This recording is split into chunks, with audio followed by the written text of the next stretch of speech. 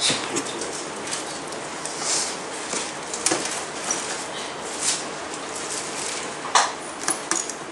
여호와 하나님이 가라사대 사람의 독초하는 것이 좋지 못하니 내가 그를 위하여 굽는 백불을 지으시리라 하시니라. 여호와 하나님이 풀로 각종 들짐승과 공중의 각종 새를 지으시고 아담이 어떻게 이름을 짓나 보시려고 그것들을 그에게로 이끌어 이르시니 아담이 각 생물을 일컫는 바가 곧 그 이름이라. 아담이 모든 육과 공중의 새와 그의 모든 짐승에게 이름을 주니라. 아담이 굽는 백불이 없으므로. 20절까지 내용입니다. 아담의 독초라고 하는 그런 내용으로 이야기가 진행됩니다. 아담의 독초에 대한 문제가 우리 하나님께서 섭리하시는 양대 언약에서 어떤 그 의미가 있는지 아마 그 성경 주보의 그 2장 18절부터의 그 내용이 생략이 되어 있는데 일단 아담의 그 독초와 백피를 만드시는 걸로 해가지고 하나님의 나라를 이루시는 그런 그 내용으로 좀 소개가 되어져 있는 겁니다. 그래서 하나님께서 여호와 하나님이 가라사대 사람의 독초하는 것이 좋지 못하니 왜 하나님은 독초하는 것이 좋지 않다고 하셨을까요? 그것이 우리가 양대 언약을 생각하게 되어지는 중요한 요소가 되어집니다. 왜냐하면 하나님께서는 이미 창세 전서부터 그리스도 안에서 선택하기로 예정되어진 사람들이 있고 바깥에 버리기로 예정되어진 사람들이 있기 때문에 이것이 하나님의 기뻐하시고 온전하신 그리고 선하신 하나님의 뜻입니다. 이 뜻이 이루어지려고 한다면 하나님께서는 그 예수 그리스도 예정이라고 하는 그런 가운데 예수 그리스도의 선택이 이루어져야 되고 유기가 이루어져야 된단 말이에요. 이거를 우리는 이제 주님 가르치신 기도에서 하나님의 이름이 거룩히 여김을 받으시옵고 이렇게 해서 이름에 대한 내용과 그 다음에 나라가 임하옵시고 이렇게 이야기를 합니다. 그래서 하나님의 이름이 거룩하심을 입는다고 하는 건 하나님의 의가 실현되어지기 때문에 의와 나라라고 하는 두 개의 요소로 우리가 확인을 갖고 있는 거거든요. 그러면 이제 이 나라가 이루어지는 일에 있어서 하나님께서는 독초, 아담의 독초를 좋아하시지 않으셨어요. 그 이야기는 우리 아담은 이 아담의 독초라고 했을 때 이 아담은 오실 자의 표상입니다. 예수 그리스도의 표상이기 때문에 예수 그리스도가 이 땅에 오실 것을 보여주는 사건에 이제 그거를 설명하기 위해서 이제 이렇게 섭리가 해가는 거란 말이에요. 그러니까 지금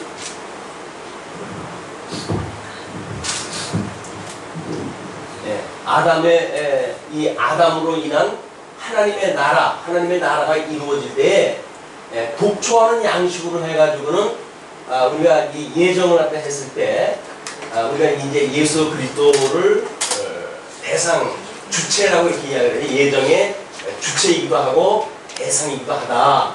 왜냐하면 이분이 중보자이기 때문에 그렇다고 이렇게 이야기를 했어요. 중보자이기 때문에 이 예정의 주체가 우리 예수 그리스도가 주체일 수도 있고 또 대상일 수도 있어야 된다. 그래서 참 하나님이고 참 사람으로서의 예수 그리스도의 속성이 이루어져야 된단 말이에요. 그러기 위해서 우리 예수 그리스도의 이제 이런 그 주체와 대상이라고 하는 안에 이 내용은 그럼 무엇인가? 예정의 내용은 이 내용물이 선택되어진 성도들이에요. 선택되어진 성도 이제 버리기로 유기되어진 사람들이야 별 문제가 아니겠지만 일단 예수 그리스도 안에서 선택되어진 사람들은 예수 그리스도와 한 몸이 이루어져야 되는 거 아니겠어요? 이 한 몸으로 이루어지는 하나님의 영원하신 뜻을 이렇게 계시 세계를 통해서 이제 이루시는 사건이거든요. 그 이루시는 사건이 아담의 독초를 하나님이 싫어하시는 이유입니다. 뭐 하나님이 혼자 계시고 삼위 하나님이 계신데 뭐 하나님이 외로우셔가지고 이러시는 않으셨을 거 아니겠어요. 뭔가 하나님의 이 뜻을 지금 이렇게 드러내셔서 하나님의 이 영광을 계시를 갖다 해야 되니까 하나님의 그 영광을 계시하시는 것이 우리 모든 세계관의 목적이라고 했단 말이에요.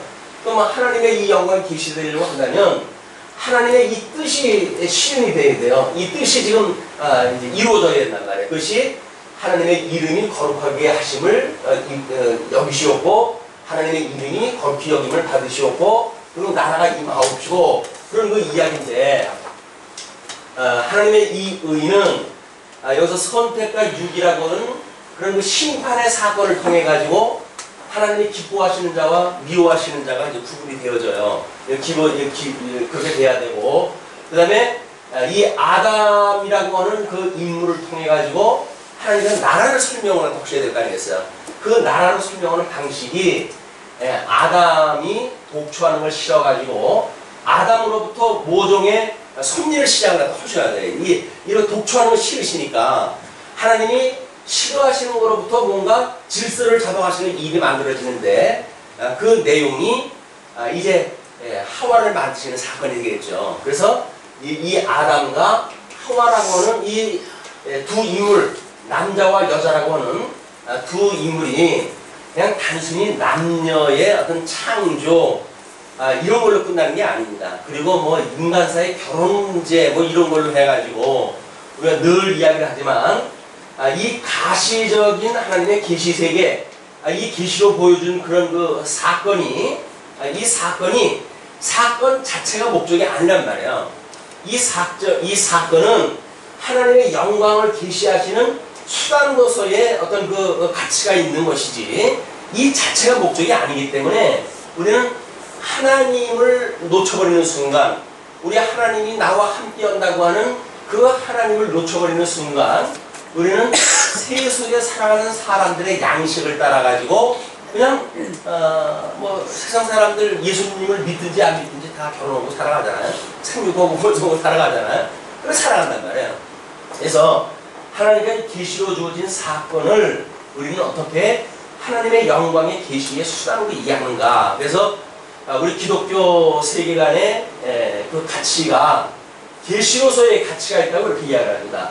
우리들의 이거는 하나님의 이 영광을 계시하시는 것으로서의 가치가 있는 거지 이 자체가 우리한테 실질적인 가치가 있는 게 아니에요.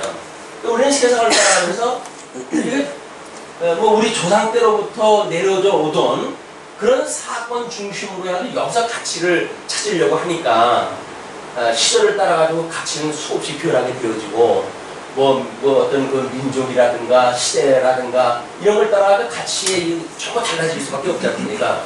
그래서 이게 상대적인 가치에 의해서 사람들이 살아가기 때문에 갈등이 끝없이 일어날 수밖에 없는 거예요. 왜? 내가 좋아하는 가치가 다르고 상대방이 좋아하는 가치가 다르거든요. 그럼 서로 자기가 지향하는 가치의 충돌, 그것이 심하게는 전쟁도 일어나고 작게는 뭐 부부싸움도 일어나고 그러는 거예요. 그래서 우리가 남녀의 결혼 문제가 언급되어질 때 이 가치관이 다르다고 하는 그 이야기는 한마디로 결혼 생활의 전쟁이에요. 하나님께서 그 정말 해산하는 수고를 거쳐가지고 오랜 세월 기도하고 그런 가운데 예수님을 믿는 믿음의 사람으로 만들어서 이 동일한 가치관을 가지고 나머지 여생을 살 수가 있으면 얼마나 다행이겠습니까? 그러나 그게 만만하지가 않는 거예요. 그래서 결혼을 앞둔 우리 부모님들은 끊임없이 이 가치관이 같은 자녀의 결혼을 위해서 기도하고 준비하고 그렇게 돼야 되는 겁니다. 이제 이런 그 문제를 우리가 그냥 값없이 여기게 되면 인생살이 다 그런 거지 뭐. 우리 뭐 흔히 하는 얘기로 그거 아니에요? 나도 뭐 그걸 뭐 언젠가 그렇게 관심을 가지고 믿기 시작을 해가지고 오늘에 이른 거 아니잖아. 근데 살다가 보니까 오늘에 이르는데 내 자녀도 살다가 보면 그렇게 되겠지. 근데 모르는 사람이 얻게 되어지면 은혜의 감동으로 오게 되어지지만 알고 있는 사람이 모르는 사람한테 대하여 너도 나처럼 그렇게 될 수 있을까라고 하는 그 이야기는 뭐야 한마디로. 왜 나만 고생을 해가지고 이 보화를 찾아야 돼? 너도 나처럼 개고생하다가 이 보화를 찾아? 라고 하는 악담입니다. 우리는 그게 아주 사랑하는 사람한테는 헐 이야기가 아니거든요. 근데 우리는 그 이야기를 쉽지 않게 이야기를 해요. 아, 나도 뭐 늙고만게 뭐 어떻게 살다가 보니까 예수님 믿고 구원을 받았는데, 뭐 우리 자녀들도 다 그렇지 않겠어? 근데 그거는 이 시대를 쫓아서 일어나는 일들을 기계적으로 우리가 판단하려고 하는 일이에요. 왜냐면 우리가 예수를 믿는 뭐 지금으로부터 20, 30년 전, 40, 50년 전 이랬을 때 일어났던 한국 교회를 섭리하시는 하나님의 어떤 그 의도와 이제 복음을 깨닫고 어느 정도 한국의 복음이 점점 사그러지고 했을 때 일어나는 양상하고는 다르다는 거예요. 끊임없이 영원하신 하나님의 은혜를 구하는 우리들의 입장에서는 시간 세계의 어떤 기계적인 데이터에 의해 가지고 나도 지금 얻었던 것이 있으니까 너도 그때 그렇게 될 거야 라고 하는 그 이야기는 하나님의 이 섭리에 대한 어떤 그 의도가 제대로 파악이 안 되니까 너무 쉽게 생각하는 거다. 우리 자녀들을 위해서 기도하는 문제입니다. 신앙생활은 크게 기도해야 될 문제고, 그래서 이 가치 문제를 우리가 어떻게 실현하고, 이것이 진리와 더불어서 우리가 기도하는 일이니까 이게 사랑하는 일인데, 본질적인 사랑은 이거 아니겠어요? 여기서 몸뚱아리만 섞어가지고 살면서 복을 우리가 이야기하고 한다면 그는 예수 믿는 사람으로서 차마 이걸 말할 수 없는 거죠. 특별로서 우리가 정말 이 가치가 무엇인가, 참 진리가 되신 예수 그리스도와 함께 사는, 그래서 그 진리와 함께 기뻐하는 성도의 사랑의 관계를 우리가 모른다는 이야기는 한마디로 복음을 값없이 여기는 그런 일입니다. 자, 그러면 아람이 독초하는 그런 것을 실어가지고 하나님께서 지금 내가 그를 위하여 돕는 배필을 지으시라 이렇게 했어요. 배필. 이 배필이라고 하는 그것이 여러 가지 의미가 있겠죠. 그런데 어떤 교회론적인 입장에서 보게 되면 이 배필이라고 하는 그거는 그냥 돕는다고 하는 의미가 아니에요. 돕는다고 하는 그런 상부상조의 그런 의미가 아닙니다. 이 돕는다고 하는 이야기는 독초라고 하는 그런 어떤 입장을 다르게 해주는 거니까 우리가 돕는다고 하는 의미가 있지만, 여기서 말하고 있는 이 배필이라고 하는 거는 단순히 돕는 것이 아니라 우리 예수 그리스도의 독초하셨던 예수 그리스도의 어떤 이게 하나님께서 해가시는 이 사역이 있을 거 아니겠어요? 이것을 우리는 양대 언약 성취 섭리 역사라고 이렇게 이야기를 하는 거예요. 근데 이 사역이 그걸 이루시기 위해서 이걸 갖다 해야 하기 때문에 필수적인 조건인 거예요. 필수적인 조건. 그러니까 이것이 남녀의 어떤 결혼 문제로 언급이 되어진다고 한다면 이게 필수적인 조건이 될 수가 없잖아요. 이게 필수적인 조건이라고 한다면 고린도서에서 사도 바울은 이제 곧 예루살렘에 환란이 오는 것을 앞두고 할 수만 있으면 나처럼 너희들 결혼 안 했으면 좋겠다 라고 하는 이야기를 어떻게 하고 있어요? 이 절대적인 가치인데 이건 절대적인 가치가 아니에요. 결혼 자체가 이 절대적인 가치가 아닌 거예요. 결혼이라고 하는 제도를 통해 가지고 본질적인 가치가 무엇인가를 깨닫지 못하게 되면 우리는 진리 세계의 진리를 인하여 사는 것이 아니라 그냥 세상의 통수를 따라 살아가는 거예요. 그냥 믿지 않는 사람들이 아무런 의미도 가치도 없는 바람에 나는 그런 겨와 같이 물결 흘러가는 그런 사람들을 따라가지고 그런 사상과 조리에 의해 가지고 그냥 인생을 살아가는 거예요. 근데 덧없이 그렇게 살아가다가 종탄역을 만나게 되면 거기 지옥이죠. 우리가 하나님을 아는 어떤 성도로서 이 지금 하나님께서는 너희들이 거할 천국에 대한 걸 지금 내가 준비하셔야 되는 거 아닙니까? 그럼 적어도 하나님의 나라가 이루어진다고 하는 그런 그 의미인데 이것이 이거를 겨우 남녀의 결혼 문제로 해가지고 이야기를 해가지고 설명이 이걸 끝나버린다고 한다면 우리 결혼을 할 때 주례사라든지 하는 거 대부분 이거 가지고 주례하는 거 아니에요? 성경 구절을 이거 가지고 주례를 갖다 해요.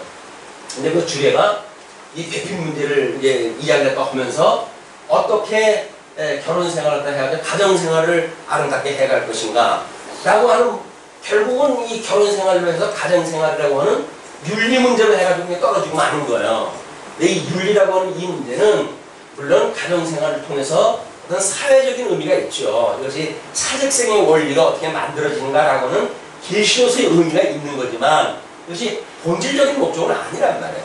근데 성경을 풀어가지고 결혼을 갖다 해가지고 이렇게 저렇게 결혼을 갖다 해야 가정생활이 아름다운 겁니다. 이렇게 말한다고 한다면 여전히 가정생활을 위한 성경이 되고 많아요. 성경이 그래 겨우 이 엄청난 하나님의 천지 만물을 만드시고 인간들이 좋은 가정 꾸리고 행복하게 잘 살거나 라고 하는 걸 이야기하는 건 아닐 거 아니겠어요. 그냥 우리가 조금만 관심을 가지고 생각을 해봐도 하나님께서 정말 이거를 위해서는 이 성경을 우리한테 주시지는 않았을 거다 짐작하실 수가 있는 거 아니겠어요? 우리는 뭐 자연스럽게 그냥 이런 거라고 생각이 드는 거예요. 어떻게 살면 하나님이 기뻐하시는 삶을 살까? 결혼 생활 해가지고 어떻게 하면 결혼 생활을 잘하는 걸까요? 뭐 우리 에베소서도 이야기하는 것처럼 이 아내는 남편에게 순종하고 또 남편은 아내에게 아내를 사랑하고 내 몸같이 사랑하고 하는 것이 하나님의 뜻을 따라서 잘 살아간다고 우리 생각을 하니까 그냥 계시적인 수단의 어떤 그런 그 가시적인 이런 데 우리가 매몰되어져 가지고 인생을 괜히 왔다 괜히 가는 겁니다. 하나님을 배우고 하나님을 아는 지식을 배우는 이런 놀라운 하나님과 함께해서 하나님과 인격적으로 우리가 그 말씀 안에 우리가 거하는 이런 우리들의 변화되어진 삶, 중생되어진 성도가 예수 그리스도와 한 몸을 이루어가지고 인격적으로 말씀화되어지는 말씀의 운동력에 의해서 뭔가 내 변화가 만들어지고 어떤 말씀의 운동력이 우리에게 안에서 역사를 갖다 하고 이렇게 내 안에 살아있다고 하는 것이 증거되어진 거 아니에요. 근데 뭐 하나님의 말씀 보고 내가 살아가는 거는 전혀 상관이 없는 거예요 지금. 왜? 말씀의 운동력이 되어진 것이 아니라 그냥 세상에 예수님을 믿으면 이렇게 살아가는 것이 하나님이 기뻐하시는 뜻이래. 그러니까 그 뜻이래 라고 하는 어떤 이론을 가지고 내가 그 이론을 이루어가겠다는 거 아닙니까? 그게 인본주의예요. 우리는 이 말씀이 운동력을 가지고 역사를 하게 되면 우리가 연출하는 것이 아니라 하나님께서 그렇게 살아가게 하신단 말이에요. 그것이 어떻게 그 말씀 안에서 인격적으로 우리가 예수 그리스도와 연합되어진 인격적으로 한 몸을 이루어가서 살아가는 성도의 삶인가에 대한 본질 문제예요. 그 본질 문제를 놓치게 되면 끊임없이 가시적인 세계에서 그래서 우리는 담론을박하면서 누구보다 어떻고 저쩌고 이런 상대적인 우월감을 가지고 이 세상을 살아가게 되어지는 이 타락한 인간이 가지고 있는 본성이 상대성에서 우월성이에요. 상대보다 내가 낫다라고 하는 그런 그 이야기거든요. 그래서 그거를 못 견디는 가인은 아벨을 죽일 수밖에 없는 거예요. 내가 형인데 동생의 제사는 하나님이 받으시고 내 제사는 하나님이 안 받으시는데 내가 그걸 내버려 둘 수가 있겠어요? 우리 못 견뎌요. 누가 나보다 나은 꼴을 내가 못 봐요. 그건 죽여서라도 내가 제일 이긴 자가 되고자 하는 것이 내가 죽어도 하나님과 같이 되려고 했던 인간인데 그래 동생이 나보다 낫다라고 하는 걸 내가 어떻게 그 눈을 뜨고 그걸 보겠어요. 죽이는 거예요. 근데 그게 가인의 일만이 아닙니다. 타락되어진 인간이 가지고 있는 본성의 문제예요. 그러면 이 계시되어진 세계 속에서 우리가 복음을 만나지 못하게 되면 그냥 그 본능을 가지고 세상을 살아가는 겁니다.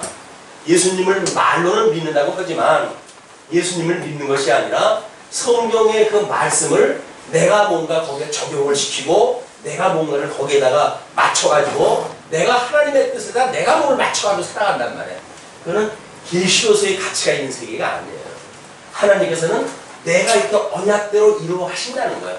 내가 언약대로 이루어 가시는 그 놀라운 영광을 우리들로 하여금 보이게 해서 우리는 그 영광의 노래를 보고 찬송을 하는 거예요. 그것이 주님께서 가르쳐 주신 기도의 제일 마지막 부분이에요. 나라와 권세와 영광이 영원히 아버지의 것입니다.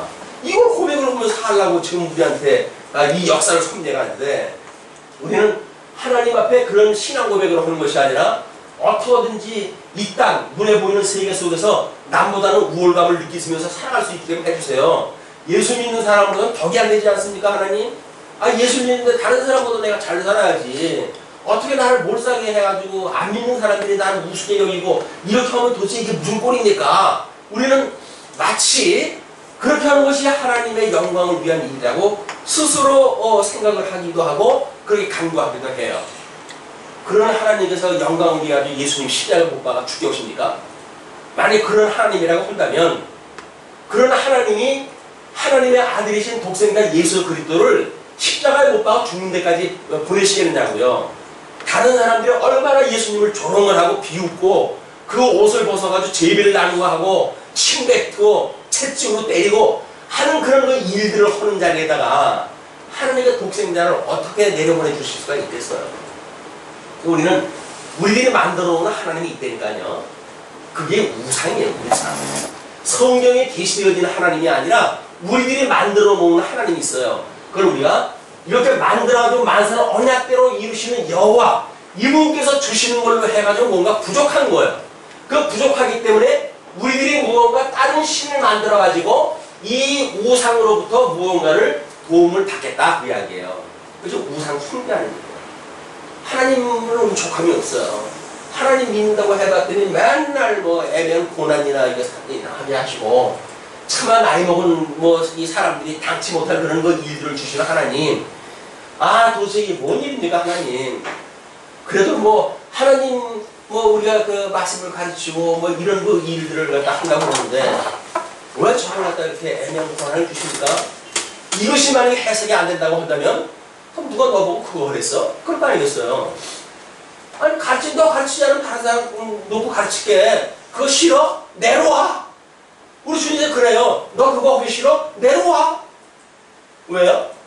하나님께서는 우리들한테 이 고난을 받는 가운데 그래도 그 일을 기쁨으로 감당하는 그를 우리 하나님께서 보시고 얘가 내 사랑하는 자식이란다, 내 자녀란다, 내 거룩한 백성이란다 라고 하는 걸 자랑하고 싶으신 거예요.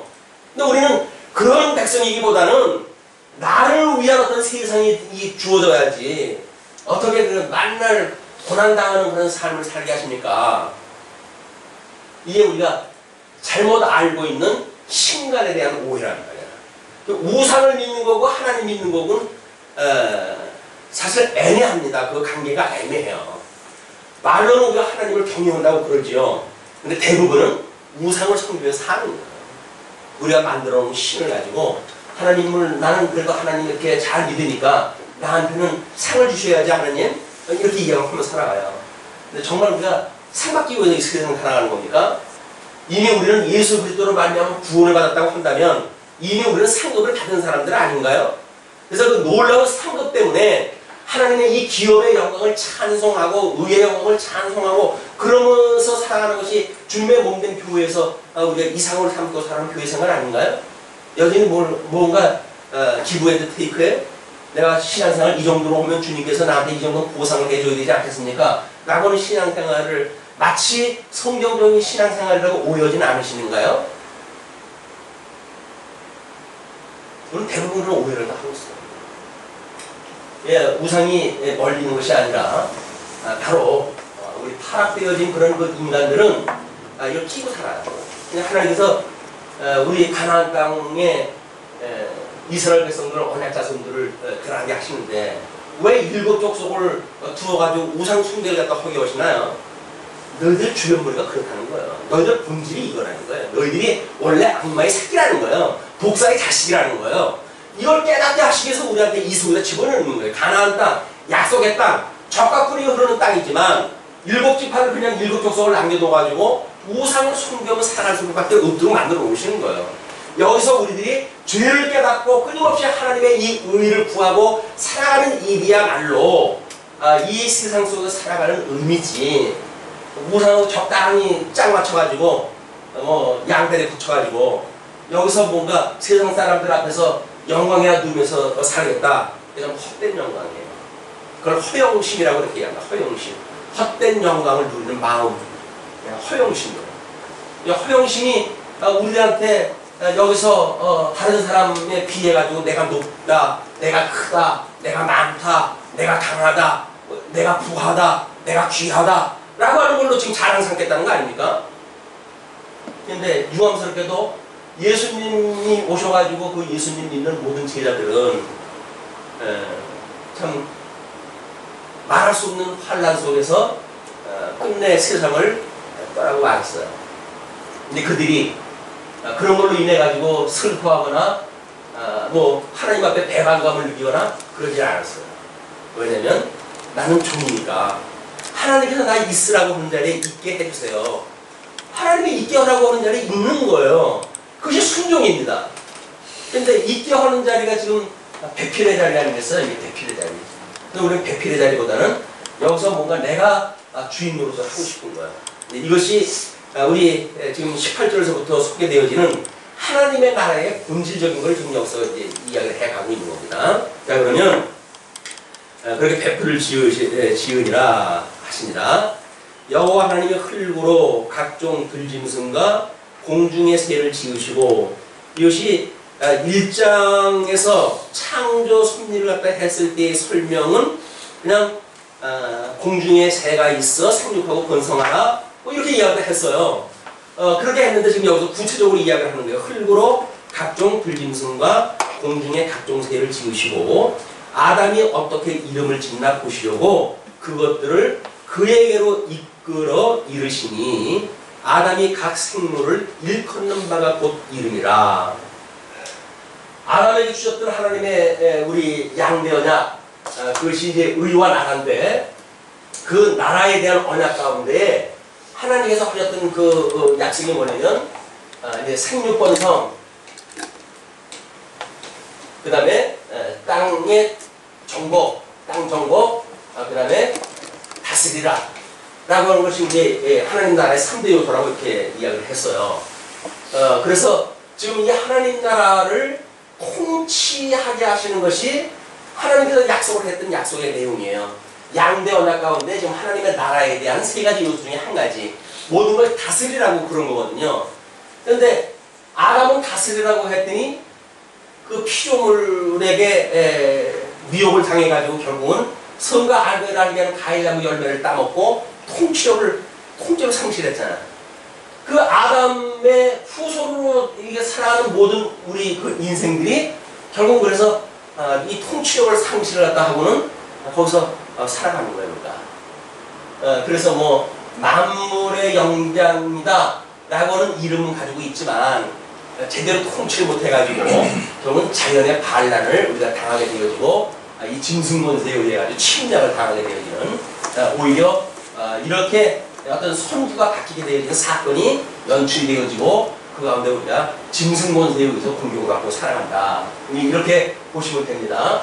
근데 이제 이 통치의 문제를 아담한테 먼저, 아담이 선과 악을 알리는 과일나무 열매를 따먹기 전까지는 다스리라 라고 이야기를 했으니까 그 다스리라고 하는 그 이야기를 하나님께서 어떻게 이름을 짓나 보시려고 그것들을 그에게로 이끌어 오셨어요. 그렇게 했을 때 아담이 각 생물을 일컫는 바가 곧 이름이 되어졌어요. 네, 이거는 이름. 이 이름이 어떤 이름하고 지금 유사합니까? 여기서 말하는 이 이름은 하나님의 이 이름이 거룩히 여기심을 받으시었고 라고 하는 그 이야기는 하나님께서 이 작정하셨던 뜻, 예정하셨던 뜻, 이 뜻이 지금 하늘에서 이루어질 것인데 천상에서 이루어지는 이걸로 해가지고 거룩해 해주셨으면 좋겠어요 라고 하는 이야기 아니겠어요? 그러니까 이 통치도 아담이 만약에 이름을 지어줬다는 이야기는 이 아담이 지금 각 짐승이라든가 뭐 이런 그 날짐승에다 이름을 붙여줬다는 이야기는 그의 속성 파악이 다 끝났다는 거예요. 다스릴 수 있는 모든 역량을 가지고 있어요. 그러니까 그 이름을 붙여줬죠. 우리 애기가 처음에 나면 이름을 지어주려고들 뭐 옥편을 갖다 고지 같은 그 옥편을 수없이 찾아볼 거예요. 어떤 이름으로 하면 이름을 지어줄까. 그래서 자기네들이 아마 평생을 살아오면서 생각을 했던 그런 의미를 부여하고 뭐 어떻게든지 최고의 의미를 부여하는 이름을 지어줄 거거든요. 그것은 자기 소원이 거기에 담겨져 있을 거야. 우리 애는 이렇게 살았으면 좋겠다 라고는 자기 소원이 있을 거야. 그런 이걸로 이름을 갖다 지어줄 터인데, 지금 이 아담이 이름을 지어줬다는 이야기는 모든 것들이 자기의 하나님께서 기뻐하시는 뜻을 따라서 다스릴 수 있는 통치에 대한 가능하도록 이름을 다 지어줬다. 이 아담의 어떤 지혜라든지 이거는 지금 우리들이 생각하는 그런 그 지혜가 아닙니다. 아담의 지혜는 IQ가 아마 얼마인지 몰라요. 1000 정도 됐었나 저는. 이 모든 이 속성을 파악을 했다 하고 그의 이름을 부여했다 해가지고 이름을 부여한 대로 그들이 살아가도록 되어졌겠죠. 요게 하나님께서 물론 짐승을 갖다 지어놓고 생육하고 번성하라라고 했던 그 약속을 다 했지만 생육하고 번성하는데 어떠한 속성을 가지고 어떠한 그런 DNA를 가지고 어떻게 생육하고 번성하고 어떻게 먹이를 취하고 어떻게 생존을 번성하고 하고 그런 것들의 구체적인 그 내용들이 이름에 속해져 있는 거예요. 뭐 이름 중에 뭐 여러 가지 이름들이 있겠지만 이름들 보면 신통합니다. 어떻게 저런 이름을 지어놨을까? 물론 뭐 다른 사람들은 이 후대에 뭐 이렇게 많은 세월이 지나가면서 사람들이 지어놨다고 하지만 일단 성경의 근거에 의할 것 같으면 이미 이렇게 아담이 타락하기 전에는 에덴 동산에서 하는 그의 이름을 다 지어줬다. 아람이 모든 육축과 공중의 새와 들의 모든 짐승에게 이름을 주니라. 이 아담이 돕는 배필이 없으므로 이렇게 지혜롭게 모든 걸 할 수 있어요. 아담이. 그런데 단 하나 배필이 없는 거예요. 근데 하나님이 이 배필이 없는 것이 하나님께서 싫으셨어요. 이 배필에 대한 문제를 지금 모든 아담으로부터 지혜로부터 모든 하나님을 뭐 하나님의 그 언약을 이뤄갈 모든 조건들이 다 이루어진 거 아닙니까? 그런데 배필이 없다고 하는 것을 하나님께서 싫어하신 거예요. 왜? 이 예정을 이루어가시기 위해서는 필수적인 이 파트너입니다. 이 파트너가. 그렇기 때문에 21절서부터 배필을 만드시는 그 일이 소개가 되어져요. 여호와 하나님이 아담을 깊이 잠들게 하시니 잠들매. 우리 데살로니가서를 공부할 때 잠들다라고 하는 걸 어떻게 뭐라고 표현하다 했어요? 잠든 게 뭐 어떤 상태예요? 잠든 것. 잠든 건 모든 이성적 그 작동이 지금 준비되어져 있는 상태 아니에요? 그런데 우리가 숨을 거두고 주 안에서 죽은 사람들을 표현했을 때 잠들었다 이렇게 표현해. 잠들었다. 영원하신 우리 성자 하나님 예수 그리스도께서 이 땅에 오셨던 사건이야말로 아담이 지금 깊이 잠들어 있는 상태인 거예요. 하나님과 늘 영원한 그런 그 교통 가운데 있으실 하나님께서 잠시 이 땅에 와가지고 우리 지금 사도신경에서는 생략되어져 있지만 십자가 못 박아 죽으시고 그리고 음부에 내려가사. 우리 과거의 사도신경에는 음부에 내려가사라고 하는 것이 포함되어져 있어요. 그런데 일설에 의할 것 같으면 한국에서는 왜 그것이 없어졌는가?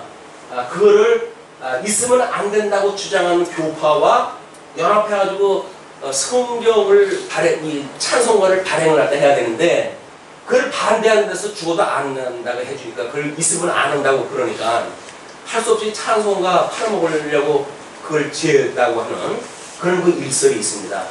그것이 만약에 사실이라고 한다면 우리들은 음부에 내려가사라고 하는 것이 사도신경을 우리가 이렇게 신앙 고백을 할 때마다 그거 없는 것을 확인하고 인간들이 얼마나 주의 이름으로 해가지고 이 장사꾼처럼 돈에 눈이 멀었는지 이걸 우리는 거기서 끊임없이 확인되어져야 돼요. 그 성경 그런 그 구절이 없으므로 모르는 사람은 없으니까 없는 줄 알고 지나가죠. 그러나 다른 데는 다 있는데 왜 우리나라 거에는 없어요? 라고 하는 의심이 있을 정도의 이성적 기능이 있다고 한다면 우리는 이것이 너희들이 복음을 위해서 산다고 하는 자들이 찬송가를 팔아먹기 위해서 이 어떤 문구를 삭제했단다라고 하는 것이 우리들한테 이게 교육이 돼야 되는 거예요. 주의 이름으로 우리는 그러고 살아요. 왜? 찬송가를 통합을 갖다 해야 되는데 반대쪽에서 동의를 다 안 해주니까 복음이라고 하는 것이 합의에 의해서 만들어서 가는 겁니까? 아니면 아닌 거예요. 그러나 통합을 갖다 해가지고 책을 팔아먹는다든지 이렇게 할 적에는 숫자가 이 책을 판매 숫자에 의해서 수익이 올라가는 거 아니겠어요? 그렇다고 해서 그것이 전부 자기 돈 되는 것도 아닌데 그러고 살아야 될 일은 모르겠어요. 다 인생이 그거 사니까. 너나 것 없이. 당연하다고 본다면 어쩔 수 없습니다. 그러나 음부에 내려가사라고 하는 그 이야기야말로 예수 그리스도가 십자가에 못 박아 죽임을 당하셨을 때 해가 빛을 잃잖아요. 해가 빛을 잃어요. 그게 음부의 상태인 거예요. 지금 이 땅이 하나님의 질서를 잡아줘가지고 지금 태양이 빛을 내고 뭐 이 공정과 자전에 의해 가지고 24시간 우리는 뭐 어떤 시간과 절기를 따라 살아야죠. 하나님의 이 은혜의 능력으로 붙들고 있기 때문에 가능한 거예요. 그러나 하나님께서 그걸 놔버리게 되면 태양이 빛을 잃어버린다니까요. 그게 나중에 궁극적으로 마지막 날 우리 이 채지 불에 녹는 것과 같이 만들어놓은 땅의 상태고 하늘을 두루마리처럼 하나님 말아버리시는 최종적인 우주적 심판의 문제예요. 그거를 하나님이 이렇게 심판하실 것을 지금 예수님이 십자가에 못 박아 죽으심을 당하실 때에는 하나님께서 태양의 빛을 잃게 하신 것을 그걸 보여주시는 거예요. 거슬러 올라가 지금은 예수님 이 아담 오실 자의 표상인 그 아담을 깊이 잠들게 만드신 거예요. 그리고 그렇게 어떻게 하셨어요? 그리고 아담을 깊이 잠들게 하시니 잠들매 그가 그 갈빗대 하나를 취하고 살로 대신 채우시고 예수 그리스도가 옆구리에 창을 갖다 맞을 수밖에 없었던 실체적인 우리들의 이 실체적인 역사 속에서 일어난 그 현장은 이거를 증거하시는 일이에요. 지금 이 독생자로 오실 이 아담이 갈빗뼈를 갖다 빼내기 위해서는 이 여러 될 거 아니겠어요. 그 갈빗뼈를 갖다 취해가지고 그 갈빗뼈를 빼가지고 다시금 뭐 이제 흙으로 해서 채우시고 살로 채우시고 그리고는 하와를 만드셨단 말이에요. 아담은 옆구리가 찔릴 수밖에 없도록 이미 하나님께서 이 프로그램이 되어져 있는 거예요. 그러니까 예수 그리스도가 십자가에 못 박아 죽임을 당하셨다라고 하는 문제만 가지고 우리가 어떻게 주님이 그러실 수가 있어요? 주님, 우리 같은 죄인을 위하여 주님께서 그렇게 돌아가셨단 말입니까? 주님께서 그 창 맞았던 자리에 손가락을 놓지 않고 믿지 못하는 우리들의 이 믿음 없음을 용서해 주세요라고 이야기를 하지만 우리들의 조상들은 이때서부터 이미 십자가의 사건을 이미 하나님 보여주신 사건이란 말이에요. 여기서 예수 그리스도의 십자가의 죽으심의 사건을 보십니까? 우리를 위해서 어떻게 이 돕는 배필을 만들기 위해서 아담의 옆구리를 갖다 하나님이 찢어내셨는지 이것이 보이십니까? 그래서 우리 찬송은 그 찬송을 부르는 거야. 아까 왜 벼랑간 뭐 아담을 만들고 뭐 이렇게 하는데 벼랑간 피 흘리신 예수 그리스도에 대한 찬송이 나오느냐 이렇게 생각하실 것 같지만 이거야말로 복음의 진수인 거예요. 복음의 진수. 어디든지 하나님의 의와 하나님의 나라를 이루시는 역사 섭리로 해가지고 만사를 지금 이루어가시는 일이기 때문에 어디든지 하나님의 이 양대 언약을 우리가 발견해내지 않으면 과거에는 우리가 십자가의 사건만 이야기를 했죠. 어딜 봐도 예수 그리스도의 십자가의 사건이더라 이렇게 왔잖아요. 그 또 우리 이제 그 뒤로는 어디를 봐도 다 하나님 나라에 대한 일이더라 이렇게 또 우리가 봐왔잖아요. 근데 오늘날 보니까 뭐예요? 의와 나라에 대한 양대 언약이 골고루 이것이 어디 성경을 봐도 다 있는 거구나 이걸 확인하는 거예요. 이게 그래서 이 양대 언약 가운데 하나님의 의를 이루시기 위해서 이 아담은 자기의 옆구리를 이 갈빗뼈를 갖다가 빼내가지고 돕는 배필을 하나님이 만드실 수밖에 없도록 이 뜻을 영원전에 갖고 계셨던 뜻이에요. 이것이 지금 하늘에서 이루어지는 사건, 천상계에서 실제적으로 이루어지는 사건을 계시세계를 통해 보여주는 사건이다. 자, 그러면 그 대신 채우시고 살로 채우시고 뭐 우스갯소리로 아담은 그래서 남자는 여자보다 갈빗뼈 하나가 적지 않느냐라고 그러는데 성경을 그냥 문자적으로만 제대로 읽어도 그런 것이 없다고 하는 걸 보이죠. 살로 대신 채웠으니까 숫자는 다 있는 거죠. 남자 거는 하나가 적다고 하는 그런 낭설이 교회 내에서부터 만들어졌다고 하는 그런 옛 이야기가 있습니다. 그리고 여호와 하나님이 아담에게서 취하신 그 갈빗대로 여자를 만드시고, 이거는 갈빗대, 이 독초하는 아담의 갈빗대를 통해 가지고 이 배필을 만드셨어요. 그러니까 이 배필은 원래 어디에 있던 거예요? 아담의 옆구리에 있던 거예요, 옆구리에. 근데 이걸 모르니까 여기서 남녀간에 이 파트너가 없으면 옆구리가 쉬웠다고 이렇게 이야기를 하고 그러는데, 예수 그리스도를 믿으면서 그런 그 이야기는 있을 수가 없는 거예요. 왜? 이분 안에 우리가 있는데, 예수님이 끝없이 내 안에 너 있다, 내가 하나님 안에 있는 것처럼 너희들이 내 안에 있는 거야 라고 설명을 하는데, 이게 형이 화학적으로 익숙해져 있는 우리들한테는 감이 안 오는 거예요. 우리 예수님 안에 있다는 게 뭡니까? 인격적으로 한 몸이 되어졌다는 거예요. 이 말씀, 진리 안에 우리가 이미 파묻혀 산다는 거예요. 예수를 믿는다는 이야기가 뭐예요? 본능 배필로에서 아담과 한 몸이 이루어졌다는 거예요. 근데 한 몸이 이루어졌다고는 개념이 없으니까, 우리 예수님이 지금 하나님 보좌 우편에 계시면서 내가 얼마 안 있으면 이제 세상을 심판하러 올 거야. 그러나 심판하기 전에라도 내가 너한테 언제 일이 다 끝나게 되면, 너 여기서 하는 일이 다 끝나면 내가 오라고 그럴게 라고 이야기를 할 때마다 우리가 뭐라 그래요? 안 돼요, 주님. 저 좀 더 오래 있어야 돼요. 아니, 사랑하는 분이 너 이제 사역 끝났으니까 빨리 와서 나하고 같이 여기서 함께 천국에서 영원 뭉토로 함께 살자꾸나 라고 초청을 왔다 하는데, 주님 무슨 말씀을 그렇게 하세요? 지금 여기서 평균 연령이 얼만데 내가 저주받지 않았다고 한다면 적어도 평균 연령만큼 살아야 될 거 아닙니까? 그게 사랑하는 사람한테 우리가 이 답신을 보내야 될 내용인가요? 그것도 한 번으로도 그 답신을 하는 게 아니잖아요. 기도할 때마다 평균 수명 이상으로 살게 해달라고. 그것도 또 강건하게 이렇게 해가지고 살겠다는 거예요. 왜? 주의 일을 열심히 하기 위해서. 주의 일을 열심히 하기 위해서. 주의 일이 주의 일인지 이쪽의 일인지 모르지만 주의 일을 열심히 하기 위해서 우리는 강건하게 우리 백성을 하게 해달라고 그러는데, 만약에 주님께서 우리 이 준비하셨던 나라가 아름다운 하나님의 나라고 우리 하나님께서 주시는 것이 복이라고 느껴지면, 신령한 복으로 우리한테 주시는 것이라고 한다면, 주님이 오라고 하면 오늘이라도 우리가 옷 벗고 주님 제발요 라고 해야 할 수 있을 만한 곳이 아닌가요? 그러기에는 머나먼 당신인가요? 우리 주님하고 우리 사이가 그러기에는 너무나 머나먼 당신이에요? 그냥 우리 예수님을 인격적으로 믿는 게 아니니까요. 뭔가 관념적으로 생각을 하는 것 뿐이지, 실질적인 삶 속에서 내가 오늘이라도 주님한테 가고 싶어요 라고는 열정이 없어요. 그런 마음도 없어요. 이 땅에 남겨둔다고 한다면 사도 바울처럼 복음을 전해서 좋고요, 주님. 그런 의도가 있으면 모를까. 그런 의도도 없으면서 오라고 그러는 건 싫대. 왜? 개똥밭에 굴러도 이승이 났거든요. 이게 우리 조상들이 여기서 늘 끊임없이 우리들한테 쇠뇌시키는 일이에요. 야, 죽으면 다 허당이다. 정말 그럴까요?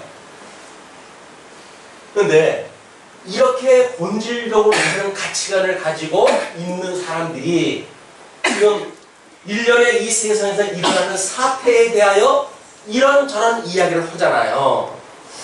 이런저런 이야기를 할 때 이 사람들의 어떤 이해 방식대로 보게 되면 말도 안 되는 이야기일 수가 있는 거예요. 근데 그거를 또 이쪽 사람들한테 귀에다 듣기 좋은 소리로 설명을 갖다 해야 된다고 해가지고 아름다운 소리로 어떤 그 사건을 해석을 해주려고 그러니까 하나님의 이 영광에 대한 것이 정상적으로 선포가 되지 않는 거예요. 왜? 맞아 죽을까봐 힘들거든요. 무섭거든요. 다른 사람한테 욕먹을까봐 무섭거든요. 그런데 21세기 이후 포스트 모더니즘이 우리들의 모든 정신 세계를 장악을 하고 이 공중보세를 잡은 자들이 얼마만큼의 지금 이 문화를 일구고 가냐면 말도 못해요, 지금. 세상 권세들이 지금 여기서 만들어내는 모든 문화의 공간들, 이것이 거의 쓰레기 수준이에요, 쓰레기 수준. 근데 쓰레기 수준은 우리 여겨집니까? 너무나 멋있잖아요. 어떤 사람이 그렇게 이야기했잖아요.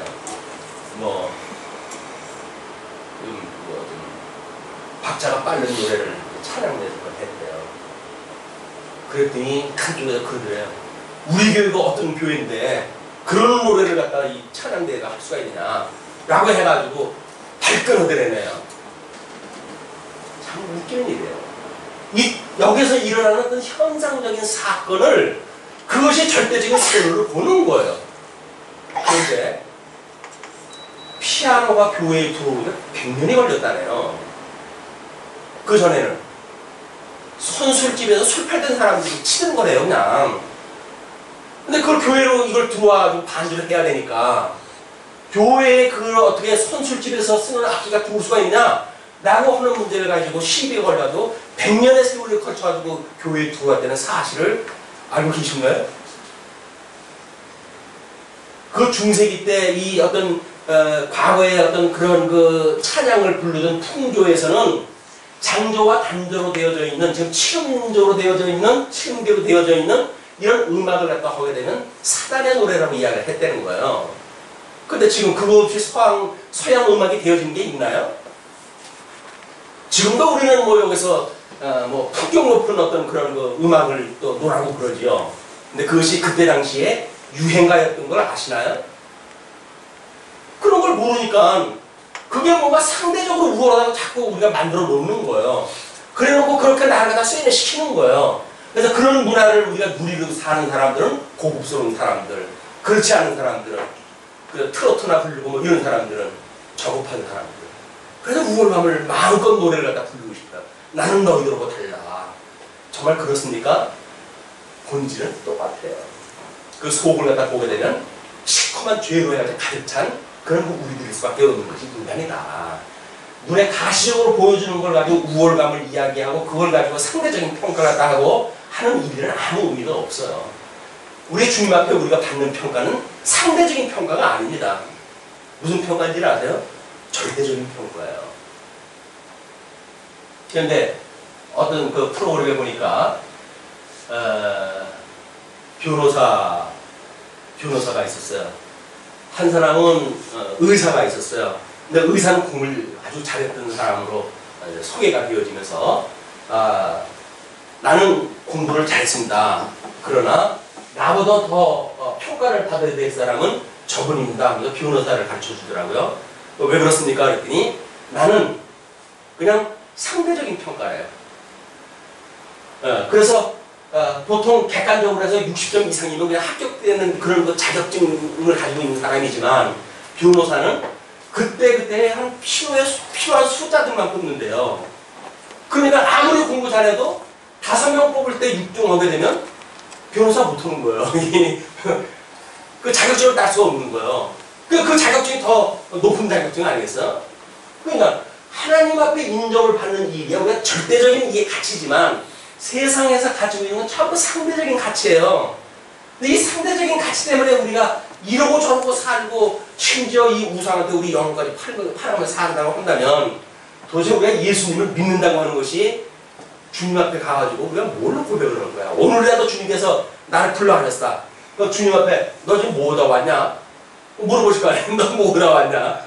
민망해가지고 아마 그럴 거야. 에이 주님 다 아시면서. 왜? 이거 엉망진창으로 얻은 거 뻔히 아는데.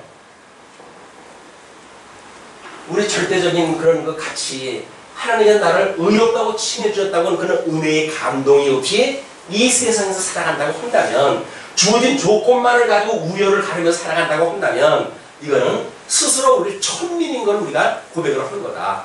죄인인 걸 고백을 하는 거예요. 그래도 우리가 예수 그리스도로 말미암아 새로운 피조물이 되어졌다고 한다면 우리는 적어도 이 세상 사람들이 가지고 있는 가치와는 다른 가치라는 것을 가지고 살아야죠. 그래도 여전히 귀한 게 좋고 강한 게 좋고 많은 게 좋고 부한 게 좋고 그러십니까? 어쩔 수 없는 일인 것 같아요. 예수님 믿는 건 믿는 거고 이 땅에서는 그것들이 있으면 좋겠다. 근데 우리 아까 뭐 사석에도 그런 이야기를 했지만 하나님께서 우리를 정말 기뻐하시는 일은 뭘까요? 하나님 우리를 정말 기뻐하시는 일은 뭘까요? 하나님이 지금 하나님의 그 아들들하고 함께 천상에 계실 때 사단이 그 앞에 와서 같이 섰어요. 하나님이 사단한테 묻습니다. 너 어디 갔다 왔냐? 네, 제가 세상을 두 해 본다고 왔습니다. 근데 하나님, 그럼 내 요구를 받겠구나. 내 그 신실한 욕을 받겠구나. 세상에 가장 신선한 애가 없단다 하고 칭찬한다 해줬어요. 그때 사단이 바로 아이 주님 그렇게 잘 먹고 잘 살게 해가지고 안 믿는 사람이 어딨어요. 사단은 꼭 걸고 넘어져요. 하나님은 어떠한 여건 속에서도 나에게 충직한 나의 종이야. 얘는 내가 언약대로 이루어진 걸 그대로 실현되어지는 나의 영광을 계시되어진 나의 계시의 도구란다 라고 하는 걸 보여주고 싶은 거예요. 그래서 그 욕을 갖다 자랑을 갖다 했더니 당장 사단이 에이 그렇게 잘 먹고 잘 살게 하는데 하나님 배반을 사람이 어딨어요. 근데 하나님은 뭐라 그래요? 아니야 욕은 달다. 그럼 내가 한번 쳐볼까요? 예수 믿어서 고난받는 거는 전부 그런 사람 놈들이 지금 우리를 치고 있는 거예요. 고난 주는 거예요. 거기서 이렇게 복음을 귀로만 들었던 이 복음이 예수 그리스도와 인격적인 연합을 통해 가지고 우리가 실질적인 삶을 통해 가지고 하나님의 이 복음이 이게 눈으로 보이는 거예요. 그게 아까 하나님의 이 영광의 선포라고 하지 않았어요. 영광의 선포. 믿음으로 보여지는 세계, 그 믿음으로 보여지는 세계는 우리가 이 영광이 실제적인 우리 삶 속에서 말씀의 운동력에서 드러난단 말이에요. 그 말씀의 운동력에서 드러나는 우리의 삶을 사모하십니까? 기대하고 계십니까? 그렇다고 한다면 우리는 하나님께 기도해야죠. 뭐라고 기도할까 하면 좋을까요? 욕과 같이 해달라고 그러기에는 욕일까요? 솔로몬처럼 지혜롭게 해가지고 잘 먹고 잘 살게 해주세요 라고 기도하는 게 좋을까요? 욕처럼 해달라고 그러기에는 왠지 섬뜩하잖아요. 아이고 그 고난을 내가 어떻게 당합니까? 그런데 그 욕의 고난은 우리 아담의 고난이었었고 예수 그리스도의 고난이었던 거예요. 그걸 미리 보여주는 예표적인 고난이었다고요. 그냥 그렇게 욕처럼 고난을 받고 싶어도 그만한 우리 고난을 갖다 받지는 않아요. 우리들이 받는 고난은. 왜? 예수님이 이미 사단에 철장권세라든 머리를 갖다 이겨버리셨잖아요. 그리고 조금 남겨놔가지고 우리한테 이 남은 고난을 채우라고 내 십자가를 지고 나를 따르라고 그러는데 아이 주님께서 지셨으면 됐지 뭐 나까지 지라고 그럽니까 주님. 그래가지고 십자가 지기를 꺼려하고 요리조리 도망이나 다니고 이렇게 되어진다고 한다면 예수 그리스도의 십자가 사건을 믿지 않는 거예요. 예수 그리스도의 십자가의 사건을 믿는다는 이야기는 끊임없이 그거 아니에요. 예수 그리스도의 신분에 우리가 한 몸이 되어졌는데 예수님께서 당했던 그 고난이 어떻게 이 배필로 만들어진 갈비뼈를 빼가지고 만들어진 이 배필과 아담의 그 고통과 이것이 다를 수가 있겠어요. DNA가 같은데 염색체 뭐 몇 쌍입니까? 22쌍? 몇 쌍으로 돼가지고 염색체가 되어지기 때문에요. 그 염색체 안에 우리들의 그 DNA가 이렇게 똑같은 걸로 되어져 있어요. 지금 모래에서 처음에 만들 적은 하나님께서 염색체를 갖다가 이거 아담은 남자니까 뭐 YX 맞을 텐데 이 하와는 뭐 우리 그 이후에 나타나게 되면 XX 염색체를 가지고 있겠지만 여기 YX 해놓고 요 백필 우리 하와의 염색체는 뭐였을까 궁금해요 이게. 왜냐하면 여기서 태어나는 이 수많은 인종들이 결국은 YX와 XX의 염색체에 의해 가지고 모든 DNA가 이 본식으로 한 거 아니에요. 생육 본성을 한 거 아닙니까? 그래서 뭐 어떻게 외택을 갖다 하고 아니면 친택을 갖다 하고 그 우월한 이거 유전자만 골라가지고 뭔가 그 2세가 만들어지고 3세가 만들어지고 4세가 만들어지고 해가지고 오늘날까지 이루어진 거예요. 이게 생육하고 본성화라고 했던 그런 이유가 여기에 DNA로 해가지고 수많은 그런 어떤 그 인자가 유전인자가 똑같아요. 만들어 놓은 이 유전인자가. 그래서 아담이 우리 하나님 앞에 불순종했는데 왜 모든 인간들이 죄악 가운데 있어야겠냐라고 이야기했다 하는데 아니 아담이 죄 가운데 있어가지고 이미 사망 가운데 내쫓겼는데 사망 가운데 살아가는 인간들이 똑같이 어떻게 다르겠어요. 그러니까 아담 한 사람이 죽었는데 뭐 대표성 때문에 그렇다라고는 시각적인 의미를 갖다 부여하는데 하나님께서 아담을 내쫓아버렸거든요. 선악을 알는 가해자의 열매를 따와 죽게 만들었거든요. 그 영혼이 죽은 거예요. 우리는 죽은 자에서 태어났고 죽은 자에서 잉태가 되어진 사람들이에요. 그런데 우리는 여기서 마치 숨을 쉬고 사니까 내가 살아있다고 착각을 하는 거예요. 그게 아니다. 우상을 믿는 모든 사람들이 자기네 신을 믿는다고 그래요. 그러나 하나님이 봤을 적에는 없는 걸 믿는 거나 똑같은 겁니다. 나무 조각으로 만들어가지고 돌멩이 조각을 만들어가지고 이런 우상을 섬기는 일이나 우리가 숨쉬고 살아가기 때문에 나는 살았다고 주장하는 사람들이나 똑같은 거예요. 하나님의 이 의에서 살아가는 우리들의 그 의미가 무엇인가를 여기서 그렇게 이야기합니다. 그런데 아담이 그 사건을 이렇게 소개를 해요. 아담이 가로되 이는 내 뼈 중에 뼈요 살 중에 살이라. 아담이 배필에 대하여 지금 설명하는 거야. 뭐라고요? 내 뼈 중에 뼈고 살 중에 살이래요. 그게 뭐라는 이야기예요? 결국은 내 몸에서 빼낸 너는 나 안에 있었던 나야. 너는 내 바깥에 있는 나야. 그 이야기예요. 이 아담이 배필 그 하와한테 너는 내 바깥에 있는 나야. 그 이야기예요. 우리가 끊임없이 돕는 배필을 보고 살아가는다는 이야기는 뭐예요? 함께 사는 나를 보는 거예요. 함께 살아가고 있는 나를 본다고요. 그러면서도 끊임없이 내 마음에 맞지 않는다고 해가지고 그냥 시비를 걸고 싸우고 막지를 하면서 평생 그렇게 살아가는 거 아닙니까? 그것이 분명히 내 안에 있는 나인데, 내 바깥에 있는 나인데, 이 내 바깥에 있는 나가 나하고 그렇게 갈등 관계를 가지고 살아가니 이게 저주받았던 세상에 살아가는 인간사의 문제다. 예수 그리스도로 말미암아 우리가 한 몸이 되어지게 되면 그럼 한 뜻 가지고 살아가야 될 거 아니겠어요? 예수 그리스도의 뜻을 향해서 살아가야 될 거 아니겠어요? 그것이 진리 안에서 한 몸을 이루고 살아가는 성도의 삶이란 말이에요. 그런 복음의 관계를 모르게 되면 여전히 여기서 살아가는 이 방식을 가지고 아마 그냥 이대로 살아가는데 다만 의견을 조율을 갖다 해서 우리가 뜻을 하나로 맞춰가지고 이런 갈등이 없이 살아가자 라고 하는 것이 이쪽으로 생각하는데 그렇지 않아요. 새로운 피조물이라고 하는 것은 철저하게 예수 그리스도의 뜻을 따라 살아갈 수밖에 없도록 만들어진 거예요. 그게 영적 예배를 드리고 살아가는 신령한 성도의 삶인 겁니다. 자, 제일 멋있는 신앙 고백은 그 이야기예요. 당신은 나의 뼈 중에 뼈요 살 중에 살입니다 라고 하는 신앙 고백이에요. 그런데 이제 3장에 가게 되면 그 아름다웠던 신앙의 고백이 이제 어떻게 바뀌어질지는 우리가 한번 기대를 두고 이제 볼 그런 이유가 있어요. 아람이 가로되 이는 내 뼈 중에 뼈요 살 중에 살이라. 이것을 남자에게서 취하였은즉 여자라 칭하니라 하니라.